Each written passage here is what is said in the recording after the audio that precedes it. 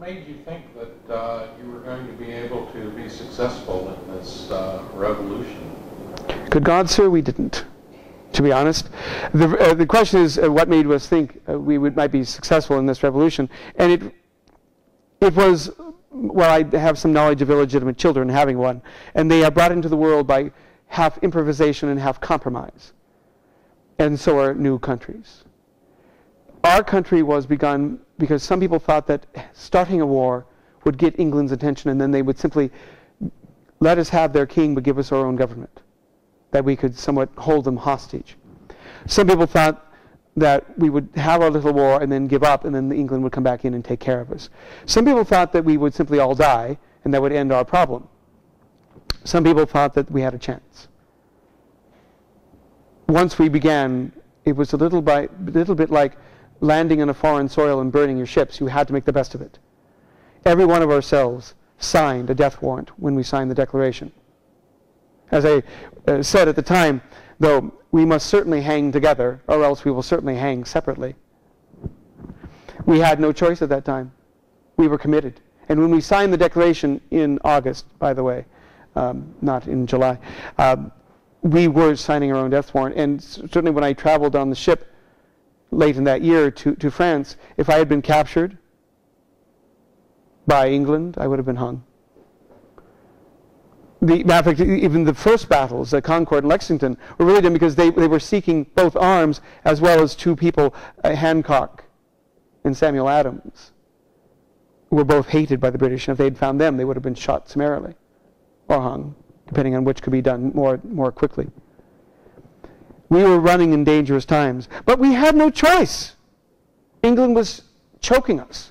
England was not letting us prosper as we could have. We were our own people, a unique kind of people, brought out by the uniqueness of our situation. This was something actually I had trouble with the French understanding.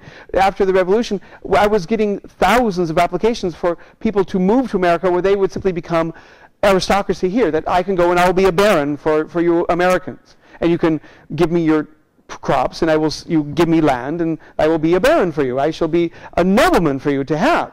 I had to explain to them that that's not how America existed.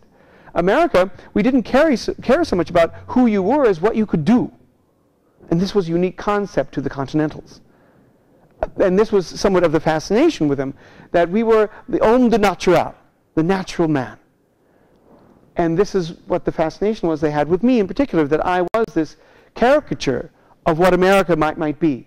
And so, whereas it was very attractive, they found no particular use for it because they had no use for their titles, which they were inordinately fond of. Now, mind you, not to say that all Frenchmen were fops.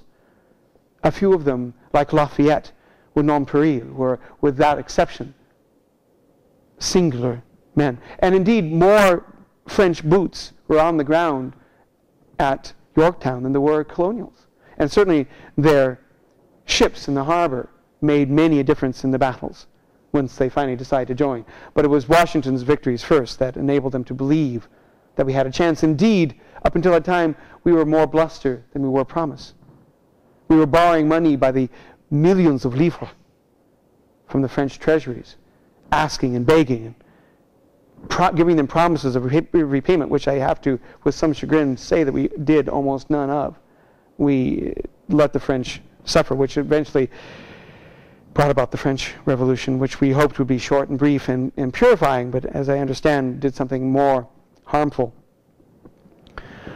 But no, sir, we had little belief except what were forced on us.